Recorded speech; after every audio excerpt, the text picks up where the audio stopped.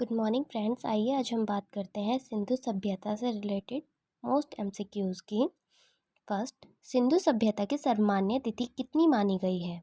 हमारी जो सिंधु सभ्यता है उसकी सर्वमान्य तिथि रेडियो कार्बन C14 जैसी नवीन विश्लेषण पद्धति के अकॉर्डिंग 2350 ईस्वी पूर्व से 1750 ईस्वी पूर्व मानी गई है। सेकंड, सिंधु सभ्यता की खोज किसके द्वारा की गई थी? जो हमारी सिंधु सभ्यता है उसकी खोज किसके द्वारा की गई थी? राय बहादुर दयाराम साहनी।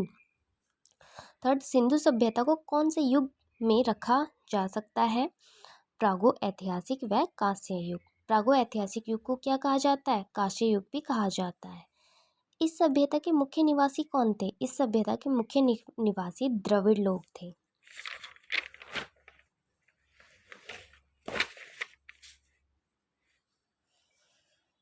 सिंधु सभ्यता के पुरास्थल दिशाओं के हिसाब से कौन कौन से हैं? मतलब जो सिंधु सभ्यता के पुरास्थल थे उनको दिशाओं के अकॉर्डिंग रखा गया है इसमें। तो ईस्ट वेस्ट नॉर्थ साउथ मतलब पूरब पश्चिम उत्तर दक्षिण। पूर्वी पुरास्थल में तो आलमगीरपुर जिला मेरठ जो कि यूपी में है, ठीक है। पश्चिम में पुरास्थल सुत कागेडोर जो कि बलूचिस्तान में है, और उत्तरी पुरास्थल आपका मांदा जिला अखनूर जो जम्मू कश्मीर में है इस टाइम, और दक्षिणी पुरास्थल जो था आपका दाइमाबाद जिला अहमदनगर जो कि इस समय कहाँ पर है? महाराष्ट्र में, ठीक है। सिंधु सभ्यता की कौन सी सभ्यता नगरीय थी? जो सिंधु सभ्यता है उसकी कौन सी सभ्यता नगरीय थी? सैंधव सभ्यता। सिंधु सभ्यता के दौरान मिले नगरों के क्या क्या नाम थे? मतलब सिंधु सभ्यता की जब खोज चल रही थी, जब सभ्यता में मतलब सिंधु सभ्यता में वो खुदाई वगैरह होती है वो चल रही थी, तो उसमें नगरों की संख्या कितनी थी और नगरों के नाम क्या क्या थे? आपके फर्स्ट था Mohenjodaro, second Harappa, third Ganweriwala, fourth Dholavira, fifth Rakhigarhi और सिक्स्थ आपका कालीबंगन, ठीक है। स्वतंत्रता प्राप्ति के पश्चात हड़प्पा संस्कृति के स्वार्थिक स्थल कहाँ पर खोजे गए? स्वतंत्रता प्राप्ति मतलब जब हमारा देश आज़ाद हो गया तो उसके पश्चात जब हड़प्पा संस्कृति के स्वार्थिक स्थल हमारे गुजरात में मिले, गुजरात में खोजे गए, ठीक है। सिंधु सभ्यता के मुख्य बंदरगाह कौन कौन से थे? जो बंदरगाह होते हैं जहाँ पर जहाज रुकते हैं वो कौन कौन से थे? लोथल और सूतकोतदा। जुते हुए खेतों व नक्काशीदार ईंटों का प्रयोग साक्ष्य कहाँ से प्राप्त हुआ? मतलब जुते हुए खोद जहाँ पर यह प्रमाण हमें प्राप्त हुआ, साक्ष्य प्राप्त हुआ कि खेत थे और नक्काशीदार ईंटों का इस्तेमाल किया गया, तो वो हमें कालीबंगन से प्राप्त हुआ। मोहनजोदड़ो से प्राप्त विशाल स्नानागारों की लंबाई, चौड़ाई व गहराई कितनी थी? तो मोहनजोदड़ो के जो विशाल वो थे स्नानागार प्रसिद्ध हैं, तो उसकी जो स्नान कुंड था उसकी जो लंबाई थी 11.88 मीटर और चौड़ाई 7.01 मीटर, और जो गहरा था वो 2.43 मीटर गहरा था, ठीक है। मोहनजोदड़ो में अग्निकुंड की प्राप्ति कहाँ से मानी जाती है? मोहनजोदड़ो में अग्निकुंड की प्राप्ति लोथल व कालीबंगन से मानी जाती है।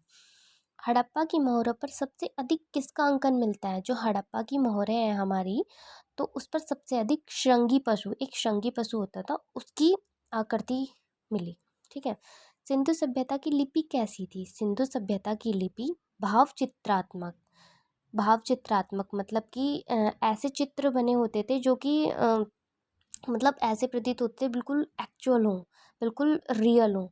और इसकी सबसे स्पेशलिटी क्या थी कि ये दाईं से बाईं ओर लिखी जाती थी।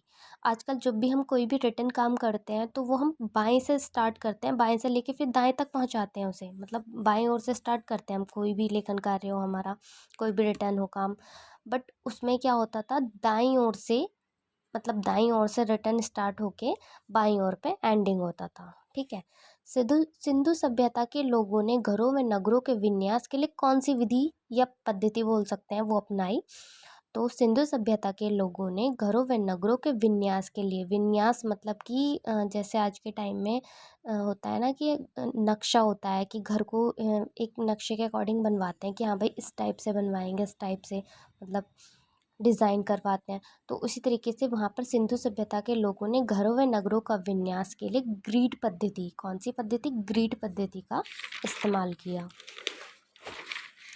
देखिए जो हमारी सिंधु सभ्यता मोस्ट इम्पॉर्टेंट है, और जितने भी हमारे कोई से भी एग्ज़ाम हो, चाहे सिविल सर्विसेज हो, एसएससी हो, बैंक हो, कोई से भी एग्ज़ाम या पीसीएस जे से रिलेटेड हो, इनमें सिंधु सभ्यता से रिलेटेड काफ़ी क्वेश्चंस आते हैं। ठीक है, अब देखिए सिंधु सभ्यता की मुख्य फसल क्या थी। हमारी जो सिंधु सभ्यता है उसकी मुख्य फसल गेहूं व जौ थी। सेंधावासी मिठास के लिए क्या प्रयोग करते थे, मतलब जो सेंधावासी थे मिठास के लिए मतलब मीठे के रूप में वो क्या यूज़ करते थे, शहद का इस्तेमाल करते थे वो, क्योंकि उस टाइम में मिठाई वगैरह का तो इतना वो प्रचलन था नहीं, कुछ उन्हें अंदाज़ा ज्ञान इतना था नहीं। तो जो ये शहद होता है, मधुमक्खी जो होती है हमारी, उनका जो शहद होता है तो मिठास के लिए वो उसका इस्तेमाल करते थे।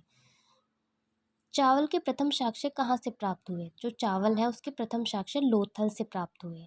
सैंधव सभ्यता के लोग यातायात के लिए क्या प्रयोग करते थे, मतलब कि यातायात के लिए आने जाने के लिए वो किसका, 2 व 4 पहियों वाली बैलगाड़ी और भैंसा गाड़ी, इन 2 चीज़ों का यूज़ करते थे।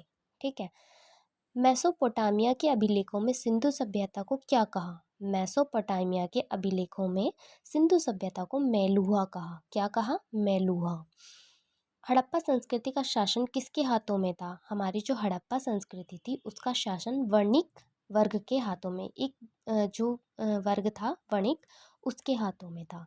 पिग्गट ने हड़प्पा व मोहनजोदड़ो को क्या कहा। पिग्गट ने हड़प्पा व मोहनजोदड़ो को एक विस्तृत साम्राज्य की जुड़वा राजधानी कहा। जुड़वा राजधानी क्यों कहा, वो इसलिए कहा क्योंकि काफ़ी चीज़ें इन दोनों की मिलती थी, जैसे विशाल स्नानागार हड़प्पा संस्कृति में भी थे, मोहनजोदड़ो में भी थे, तो इसी कारण विस्तृत, और इनका जो साम्राज्य था वो भी विस्तृत था, मतलब बहुत ही बड़ा था। इसी कारण इसे विस्तृत साम्राज्य की जुड़वा राजधानी कहा। चलिए धन्यवाद।